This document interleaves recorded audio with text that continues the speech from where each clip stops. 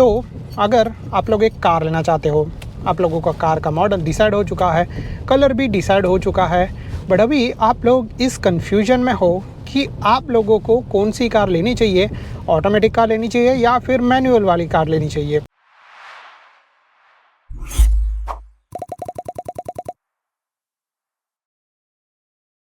नमस्ते दोस्तों and welcome to our channel. कैसे हो आप लोग? और आज इस वीडियो में हम लोग बात करने वाले हैं ऑटोमेटिक वर्सेस मैनुअल कार। आप लोगों को कौन सी कार लेनी चाहिए। तो इस वीडियो में मैं आप लोगों को पूरी डिटेल्स देने वाला हूँ और इस वीडियो में हम लोग कंपैरिजन करने वाले हैं प्राइजेस का, माइलेज का, रीसेल वैल्यू का, रिलायबिलिटी का और भी बहुत सारी चीज़ें जो हम लोग कंपेयर करने वाले हैं। तो हम लोग जो है वो यहाँ पर सबसे पहली चीज़ के बारे में बात करते हैं एंड सबसे पहली चीज़ जो है वो ये है प्राइसिंग के बारे में। सो डेफिनेटली मैनुअल कार जो है वो बहुत ही सस्ती आती है कंपेयर टू ऑटोमेटिक कार्स के मुकाबले।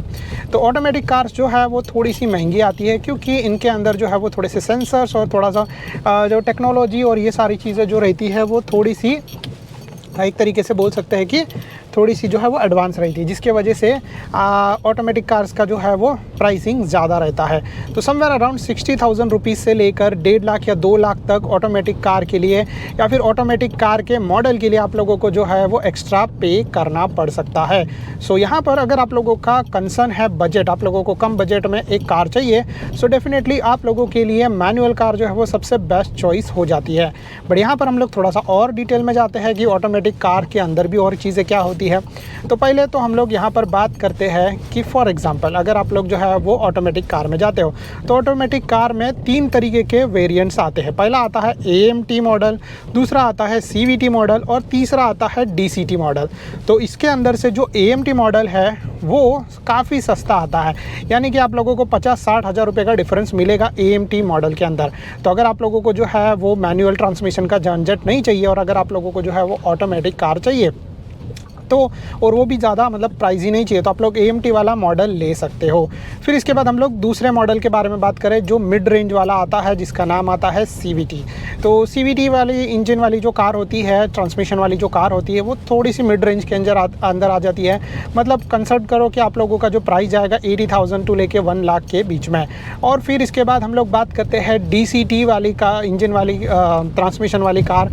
तो ये कार जो है वो थोड़ी सी कॉस्टली आती है। जैसे मेरे पास यहाँ पर ये DCT वाला मॉडल है और DCT वाला मॉडल जो है वो ऑलवेज कॉस्टली आता है। सो जनरली जो है वो DCT वाले मॉडल का 1.5 लाख से लेकर 2 लाख रुपए के बीच में प्राइस डिफरेंस आता है कंपेयर टू मैनुअल कार के मुकाबले। तो आप लोगों को कौन सी कार लेनी चाहिए उसके हिसाब से, अगर आप लोगों को ऑटोमेटिक कार भी लेनी है तो कौन सा मॉडल लेना चाहिए वो आप लोग इस तरीके से डिसाइड कर सकते हो कि AMT चाहिए, CVT चाहिए, DCT चाहिए। ठीक है, अब इसके अंदर भी कुछ फ़र्क पड़ता है फ्यूचर के अंदर जो मैं आपको थोड़े टाइम बाद बताता हूँ, बट प्राइसिंग में जो है वो ये चीज़ है। तो अगर आप लोगों को आप लोगों का बजट है थोड़ा सा कम और आप लोगों का बजट टाइट है और आप लोगों को वैसे में कार चाहिए, सो डेफिनेटली मैं आप लोगों को बोलूँगा कि गो फॉर मैनुअल वर्जन।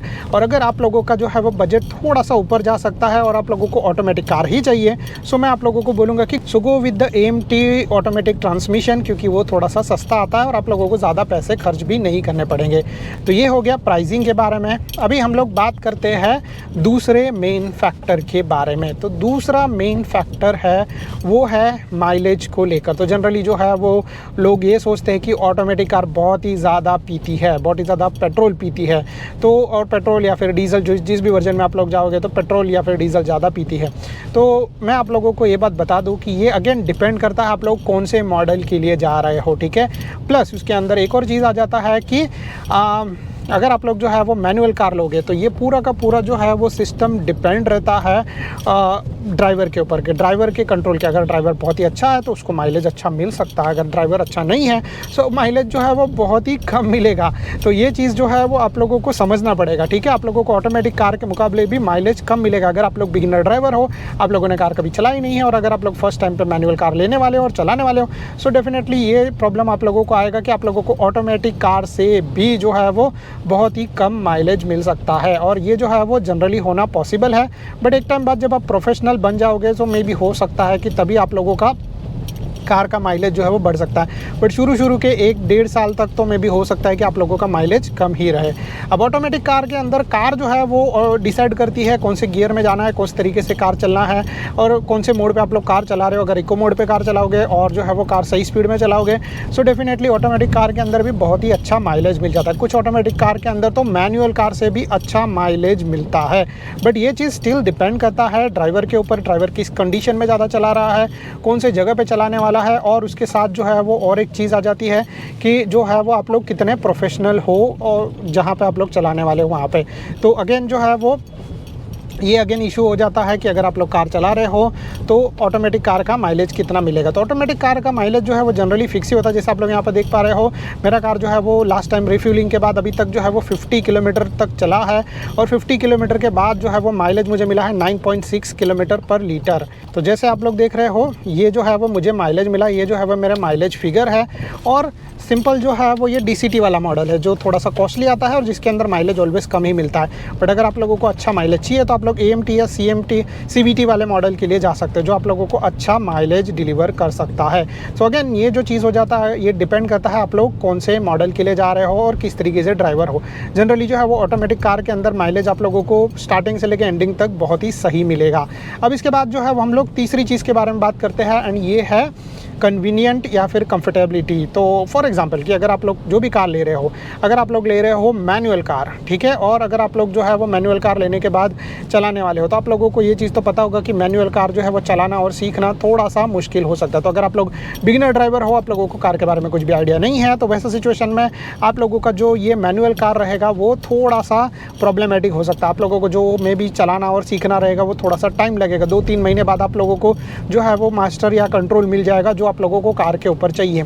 तो ये जो है वो सिस्टम होता है मैनुअल कार के अंदर। अभी ऑटोमेटिक कार के अंदर बात करते हैं। तो ऑटोमेटिक कार के अंदर जब आप लोग जनरली चलाओगे तो ऑटोमेटिक कार में डेफिनेटली चलाना और सीखना बहुत ज़्यादा इजी होता है। क्योंकि ऑटोमेटिक कार जो है वो आप लोग सोच सकते हो कि ऑटोमेटिक कार में सिर्फ 2 ही पेडल आते हैं और गियर तो ऑटोमेटिकली बदलते रहते हैं। तो वैसे सिचुएशन में आप लोगों का जो ये कार चलाने का एक्सपीरियंस है, कार चलाना और सीखना जो है वो बहुत ईजी हो सकता है। यस, कुछ चीज़ें छोड़ के लाइक जैसे पार्किंग हो गया, रिवर्स हो गया, इन चीज़ों में थोड़ा सा टाइम लगेगा। चाहे भले आप लोग कितना कौन सा भी कार क्यों नहीं ले लो, कुछ भी आप लोग जो है वो इसमें टाइम लगेगा। तो ये चीज़ हो जाता है। बट यहाँ पर हम लोग जैसे बात कर रहे हैं वो है ऑटोमेटिक और मैनुअल के बारे में। तो अभी जो है वो ट्रैफिक में चलाने के बारे में बात करते हैं। तो अगर आप लोग जो है वो मैनुअल कार लेते हो और ट्रैफिक में चलाते हो तो वहाँ पे में भी हो सकता है कि आप लोगों को इशू आ सकता है, आप लोगों को जो है वो कार कंट्रोल करने में प्रॉब्लम हो सकता है। सो ये जो है वो जनरली प्रॉब्लम आ सकता है अगर आप लोग जो है मैनुअल कार ले रहे हो, सीखने में, चलाने में और ट्रैफिक में ज़्यादा प्रॉब्लम आएगा। आप लोगों का पैर भी दुख सकता है क्योंकि आप लोगों को जो है वो बार क्लच एंड ब्रेक जो है वो यूज़ करना है। कभी शुरू में कार बंद भी हो सकता है। तो ये जो है वो जनरल प्रॉब्लम या इशू आप लोगों को आ सकता है अगर आप लोग जो है वो मैनुअल कार लेने वाले हो। अब ऑटोमेटिक कार के बारे में बात करें तो ऑटोमेटिक कार चलाना, हैंडल करना और जो है वो बहुत ही कंफर्टेबल रहता है क्योंकि यहाँ पे आप लोगों को बस जो है वो एक्सेलरेशन एंड ब्रेक ये जो है वो यूज़ करना है। प्लस आप लोग जो है वो क्रिप इफेक्ट को मास्टर कर लोगे तो डेफिनेटली आप लोगों का कार जो है बहुत सही तरीके से चलेगा। मैंने इसके रिगार्डिंग वीडियो बनाए थे कि क्रिप इफेक्ट को किस तरीके से सीख सकते हो, मास्टर कर सकते हो, आप लोग वो वीडियो देख सकते हो। बट जनरली क्रिप इफेक्ट का मतलब ये होता है कि आप लोग क्या करोगे, अपना ब्रेक छोड़ोगे और कार को धीरे धीरे स्लोली आगे बढ़ने दोगे।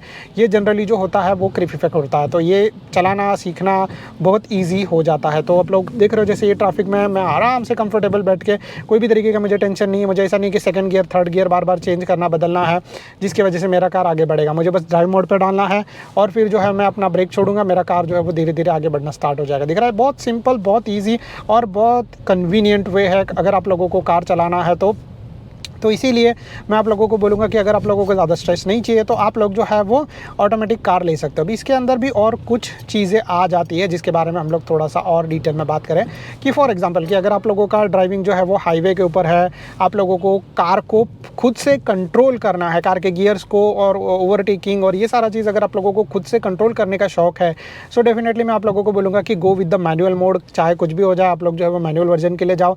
आप लोगों को मैनुअल वर्जन जो है वो काफ़ी अच्छा एक तरीके से मैं बोलूँ तो परफॉर्मेंस देगा, माइलेज देगा और कार चलाने में आप लोगों को जो है वो मज़ा भी आएगा, क्योंकि आप लोगों को जो है वो पूरा कंट्रोल खुद से चाहिए। अगर आप लोगों को पूरा कंट्रोल खुद नहीं करना है तो ऑटोमेटिक कार आप लोगों के लिए सही है। प्लस एक और चीज़ हो जाता है कि जब आप लोग कार लेते हो और कार लेने के बाद अगर आप लोगों का कंसर्न ये है कि आप लोग कार लोगे और कार लेने के बाद जो है वो पकड़ लो कि आप लोगों के घर में से, फैमिली में से 2-3 लोग हैं जो कार चला सकते हैं और आप लोगों को जो है वो ज़्यादा स्ट्रेस नहीं चाहिए, तो डेफिनेटली आप लोग जो है वो ऑटोमेटिक कार ले सकते हो। क्योंकि मैनुअल कार जो है वो सिर्फ जिसके आता रहेगा वही चला सकता है। और फिर कभी कभी ऐसा भी होता है कि शुरू में जो है वो जो लोग कार लेते हैं वो लोग कार नहीं चलाते हैं। वो लोग क्या करते हैं कि किसी प्रोफेशनल जैसे भैया या जो भी है उनके साथ कार शेयर करेंगे और फिर जो है वो कार चलाएंगे और फिर धीरे धीरे दूसरा आप लोग कार चलाना सीखना मास्टर करोगे और फिर उसके बाद आप लोग कार चलाओगे। बट ऑटोमेटिक कार में ऐसा नहीं होता, ये बहुत ही ईजी है। आप लोग बस आराम से लो कार और चलाना चालू कर दो। थोड़ा थोड़ा सब चीज़ में टाइम लगेगा, बट जैसे आप लोग यहाँ पर देख रहे हो एक्सेलरेशन, ब्रेक एंड बस इसी के ऊपर जो है वो आप लोगों का कार सही तरीके से आगे बढ़ता है। ड्राइव मोड मैंने कर दिया, मुझे बार बार गियर बदलने का ज़रूरत नहीं पड़ता, कार जो है वो सारा चीज़ मैनेज करती है। मुझे बस जो है वो कुछ चीज़ों का ध्यान रखना है और अगर आप लोगों ने बाइक चला रहेगा तो उस चीज़ के बारे में आप लोगों को आइडिया रहेगा कि भाई मिरर्स को चेक करना है, फिर जो है वो आगे डिस्टेंस चेक करना है। और अगर डिस्टेंस भी पकड़ लो शुरू में ज़्यादा रहेगा तो कोई प्रॉब्लम नहीं है, आप लोग जो है वो थोड़े टाइम बाद इस चीज़ को चेंज भी कर सकते हो। तो इस तरीके से जो है वो आप लोग आराम से अपना कार सही तरीके से चला सकते हो विदाउट एनी प्रॉब्लम। तो अगर आप लोगों को कन्वीनियंट चाहिए तो डेफिनेटली आप लोगों को जो है वो ऑटोमेटिक कार के लिए जाना चाहिए। प्लस अगर आप लोगों को हाईवे पे ज़्यादा कार चलाना है तो मैं आप लोगों को बोलूँगा गो विद द मैनुअल वर्जन। अगर आप लोगों को जो है वो सिटी ट्रैफिक में ज़्यादा कार चलाना है, फॉर एग्जांपल कि अगर आप लोग ऐसी कोई सिटी में रहते हो, मुंबई, दिल्ली, कोलकाता, बेंगलुरु और चेन्नई, ऐसी कोई मेजर सिटी में रहते हो जहाँ पे जो है वो मेजर ज़्यादा ट्रैफिक होता है, तो वैसे सिचुएशन में मैं आप लोगों को बोलूँगा और आप लोगों को सिटी के अंदर ही कार चलाना है।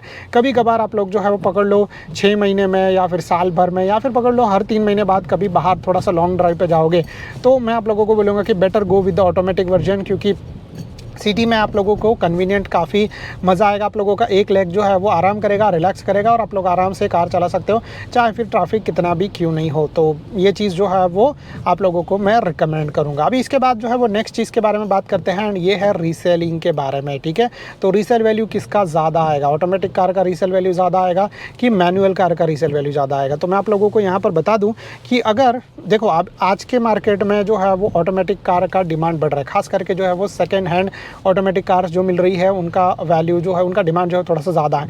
तो जिसकी वजह से आप लोग ये सोच सकते हो कि आज के टाइम पे में भी हो सकता है कि आप लोगों को ये जो कार के बारे में बात कर रहे हैं हम लोग, ऑटोमेटिक कार्स आप लोगों को थोड़ा सा कम रीसेल वैल्यू मिलेगा।